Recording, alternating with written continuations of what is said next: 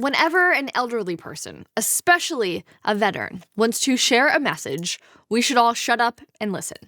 And that is what we're going to do today. Because last week over Veterans Day, which by the way, I did not get to say Happy Veterans Day for those of you who served. So first of all, thank you so much for all of you vets out there watching this. Thank you, thank you, thank you.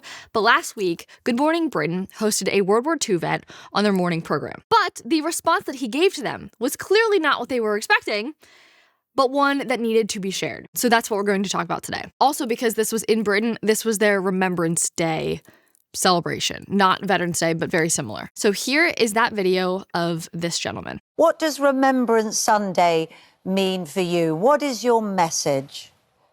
My message is, I can see in my mind's eye those rows and rows of white stones of all the hundreds of my friends and everybody else that gave their lives for what?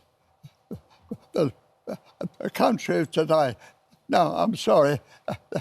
The sacrifice wasn't worth the result that it is now. Not what they were expecting for a... What is your message to the country? That as of right now, the country that I'm seeing is not what we died for. What hundreds of his friends and his comrades, thousands, millions died for. And that is... It's tough words coming out of this gentleman, but they matter even more so because he was one of those fighting for the freedom, for the rights that now he's watching just eviscerate in front of his eyes. It's heartbreaking to hear that. Gosh. Oh, well, I'm sorry. What do you mean by that, though? What we fought for, and what we fought for was our freedom. We find that even now it's darn sight worse than what it was when I fought for it. It's worse than when we fought for it.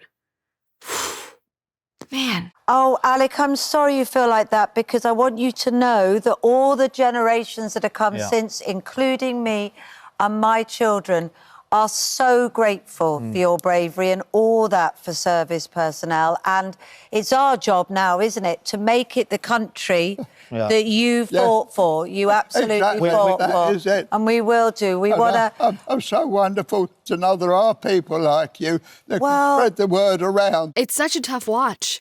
I mean, yeah, I bet he wants to hear about her gratitude, but I bet he really wants to hear that you're going to protect it, that you're going to do something about it. That when I'm gone, there will be others that take up that torch and continue on. Because yes, it's wonderful that we are all grateful for our vets.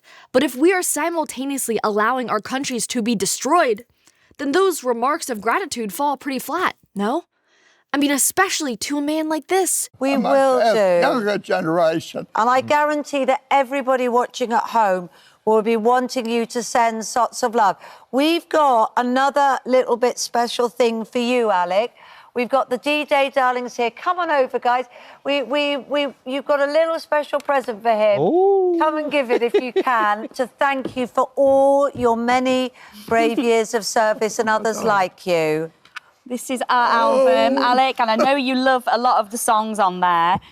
And this is the least we can do. This is such a small thing, but, you know, we love you so much, Alec. And it's all signed for you there as These well. young ladies are like my own daughters. It's so cute there, but it's like, okay, let's move this right along because that tone was not what we were expecting. So bring in the pretty girls. Like, let's change the topic. I mean, right now in their own country, they can't freely voice their opinions on Facebook, especially over something like illegal immigration. They can't even fly the flag of England without being labeled as a hateful person with hate speech by their own neighbors. The illegal immigration is out of control, and even legal mass migration is being essentially encouraged by their own government that is simultaneously refusing to contend with the consequences of their actions. Some of the top comments under this were very telling and what all of us were thinking. See, the one reporter asked, what do you mean by that? I love how they asked that. Well, the newsreel lists this at the bottom. And if you take the screen grab from that clip, police are still searching for Algerian sex offender freed in error. I mean, if that is just not so symbolic and emblematic of what is happening in the UK and here, but we're especially seeing it in the UK. Now, Alec there didn't specify what his particular issues were, but when you look at the country at large, you can't help but see those problems because they are glaring front and center and a very severe issue right now. I wish he would have specified more details of what actually his problems are within the country, because I think that would have woke people up even more hearing a vet talk about it. Another commenter, I can only imagine the panic in the producer's gallery when this fine gent spoke his mind. Yeah, it's like, what do you have to say? And then he goes, well, the country's falling apart. Like, I bet that's not what they were expecting. But again, it's what they need to hear. I mean, I love it because he was live. So he could say just about anything right there, and they couldn't stop it. Speaking of things that are live, the Daily Wire Shop's Black Friday deals are officially live right now. And we're talking up to 30% off, the stuff that will make your liberal relatives visibly uncomfortable at Thanksgiving dinner. First of all, we've got the golden leftist series tumbler. That's big. Typically it's black. It's a special gold one. We also have the collected poems of Donald J. Trump. Yes, it's real, and it is hilarious. Plus, of course, we have the hats, the t-shirts, the hoodies, and a whole lot more that you won't find in your average shopping mall. So whether you're shopping for your based uncle, which I need to remember to get him something off of this shop, your freedom-loving mom, which I also need to get her something, or just treating yourself for surviving another year of absolute insanity, we've got you covered. These deals won't last forever, and neither will the inventory. The items will sell out, so don't be one of those people scrambling last minute wondering where everything is gone. Get it now. You can just head to dailywire.com/shop right now. That's dailywire.com/shop today. Okay, this is another tweet that I just loved. Truth bombs from the people who matter. Exactly. The ones who fought with the bombs, risked their lives to save a country, to free a country, only to fall into what is happening right now. I mean, it's so bad that just a couple weeks ago, we were talking about how Europeans are trying to enforce digital ID to help stop the problems of illegals, while simultaneously, again, flooding their own borders with that problem. But even that right now is not exclusive to Europe or to the UK. It is a problem here too. Though thankfully, we have a president who is willing and able to acknowledge it and act on it, like it is an actual problem. Ironically though, I just had to call this out, because speaking of new forms of ID under the guise of security, i.e. digital ID, we have our real IDs that were essentially designed to protect us for security reasons. I even looked into it because I wasn't sure exactly why we even had these real IDs, but the purpose of the real ID is to establish minimum security standards for state-issued driver's licenses and identification cards to prevent terrorism and enhance security. Okay, so that apparently is the purpose of those real IDs that we all had to get recently. Only though, then to see this post. Breaking, ICE arrested Akhor Bazarov, an Uzbeki illegal who's wanted on terrorism charges. Great. He was driving an 18-wheeler in Kansas and received a CDL from Pennsylvania. He was released into our country and granted work authorization by the Biden admin.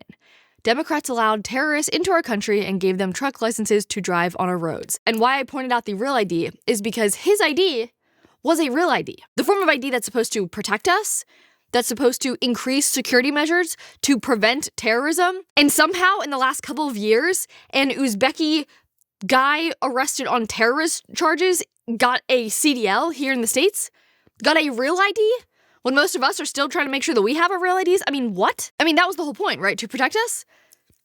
Apparently not. You can't make this stuff up. So much for the supposed purpose of the real ID. Yeah. Great. Super, super assuring. Bill Malugin went on to kind of specify who this guy is. 31-year-old. He had an arrest warrant in Uzbekistan since 2022 for being a member of a terrorist organization and is accused of distributing terrorist propaganda, calling for jihad online, and recruiting terrorists.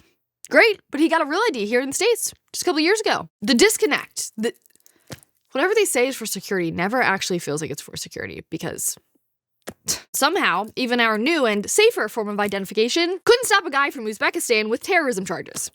Great. It's easy to look over at Europe and the UK and point at what's happening there, but unfortunately it is happening here too, and we have to be aware of it. And we need to be willing to call it out and demand change before we have weeping veterans grieving what our country used to be too.